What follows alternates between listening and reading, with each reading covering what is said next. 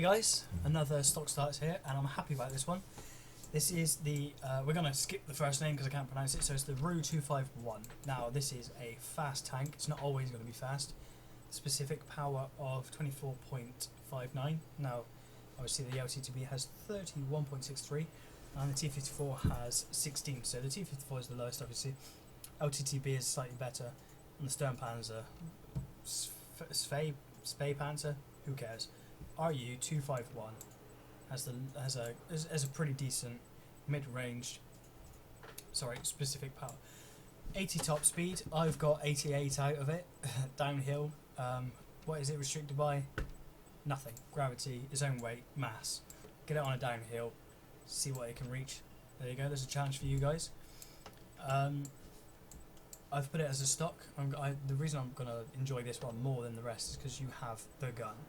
You have the 90mm. You don't have to worry about penetration with 190 and damage with 240. Rate of fire is around about 6 seconds. You can increase it, but we are stock. So there you go. We're not going to be able to increase it that much. Premium 250. You could shoot the front of quite a lot of tier 9s and just go straight through. So it's a good tank. Now turret, same. You don't have to worry about messing around with the turret. You're going to get that as soon as you get it. Let me just go on to this one a second.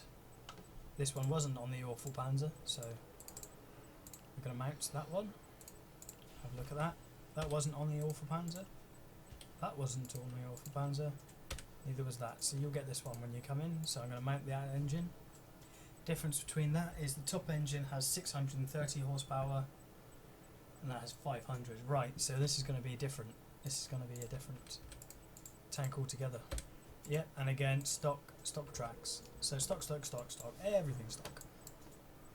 Stock consumables, 100% crew, but you're going to be bringing them back up through the awful Panzer, hopefully. You'll probably have some skills, but I'm not going to get to 100% to use them. So, and no equipment slots, no premium consumables, and APE rounds. I don't bother with the HE. What's that? The 102 penetration from a HE just to do 320 damage. Might as well use the AP and make sure you do that damage.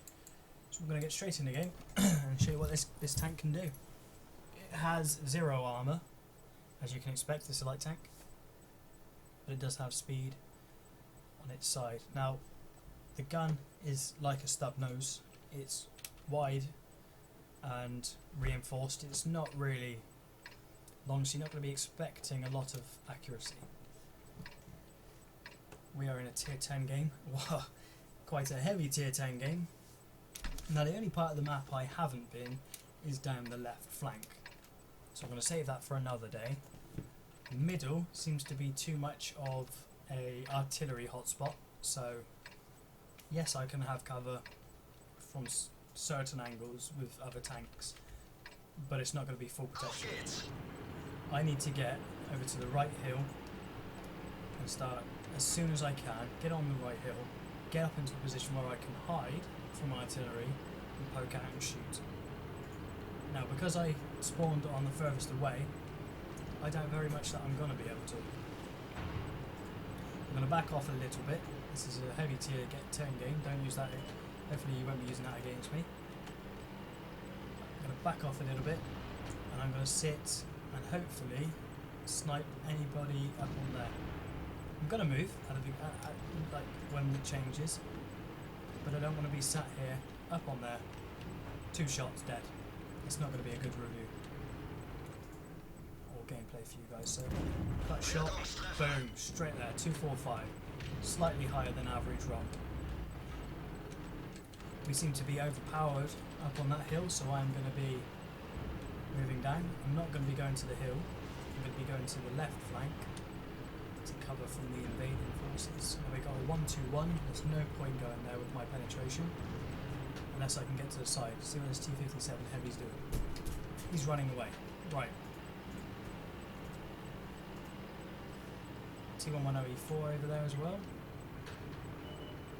Hopefully he's facing this way. T11. Dump that into the floor, but that's fine. T11's going for a flanking shot. That's brilliant. going around the back. I'm going to push. I'm going to make sure that he's got no friends, and then I'm going to push behind him. I tried getting out on his tracks, but nope. Took that shot, that's fine. Get shot into his backside. Leg it while the T-57, the heavy, hopefully finishes him off. So it's in, shoot, out. Perfect. 1-2-1s, trading shots with the T-57 heavy. The T-57 heavy missed his last shot. Unable to penetrate. I'm going to wait for them to get slightly heated. I'm going to flank the 1-2-1, helping this T-57 heavy out. No damage, but that's fine. There we go, and the T-57 heavy finished him off. That there is Wolf Tractor E100. Oh, I thought I'd be too low. I could only see the very minimum top of his tank, and there we go. Sat there and annihilated at the top of my tank. So I'm going to pause that there, jump straight into another game. But you're going to see, you can see how it's kind of working. Go where you need it. Help out the heavies. Don't always rely on stealth. There's nowhere here that I can rely on stealth. Too many rocks, too many hard covers, not enough soft cover. Just get in. You know, those two are going to be at stalemate, and to be honest, the 112 is probably going to win with that troll turret. So get around behind him. Yes, I took a big shot, but then who won in the end? Me and the T-57. It was unfortunate that the Waffle Tractor was there. But that's the end. Right, so I'm going to pause it there and take you into the second match. Hey guys, you follow me into Serene Coast. Now, Serene Coast is a funny map. As you guys know, sorry about that, needed a bit of a drink. You can go down to the coastline and brawl it out with a couple of guys, and where does that get you? If you're in a heavy tank, laid. No. It gets you in a pile of trouble because people will be camping along this line in the trees. So what you want to do is you want to get a light scout. You just want to go out there. You just want to go, hello, pinky bow, and just get it straight over there. Just nudge out. Hello, get back. Now your view distance isn't going to counteract their camouflage. It should do. I've been 20 foot away from one before, and it still can't see it. And I can't see it. I've been aiming straight at them because they previously shot me, knocked my tracks off, and I'm like, you're right there. You've just fired. You're in that bush. And it doesn't want to let you know. So I'm going to push up, but I don't want to be this side of the hill because there's going to be loads of people over there. So what I want to do is I want to rush a little bit, not too much that IS-8 meets me. I'm going to wait for them to get a little bit more occupied, and then I'm going to rush around the back. That T-54 is going to be a problem. Hopefully he doesn't spot me and start coming after me. We don't have a lot of forces over this side, so there's not going to be a lot of distraction for the guys to worry about. I may take a hit in the back. That's a T-54 shell. There you go. There's the camper. Oh come on! I wasn't even on the rock. Sorry, just had to vent my anger at the game there. I wasn't on the rock. I got hit, and I hit into the invisible barrier that the wargaming community just bend over and take.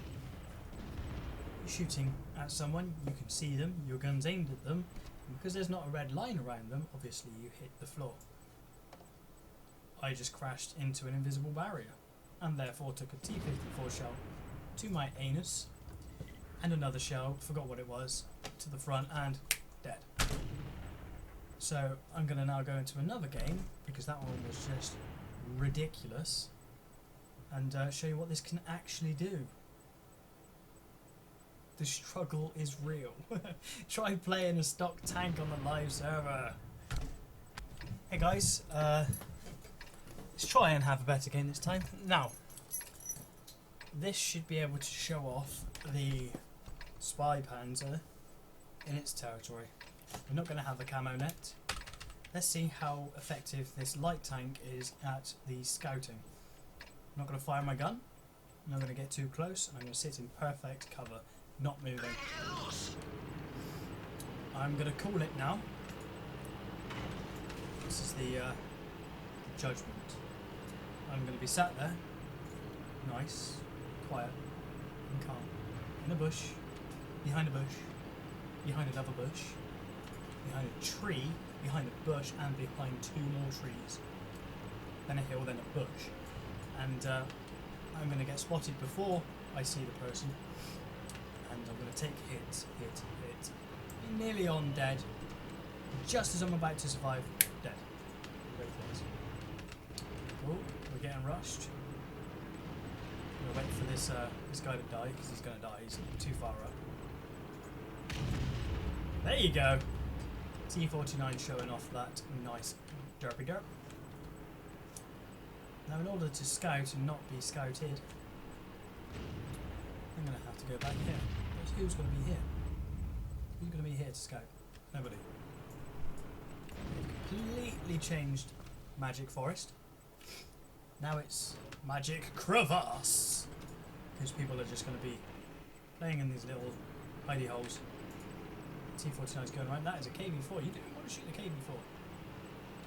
Don't shoot that kid. You did no damage, bro.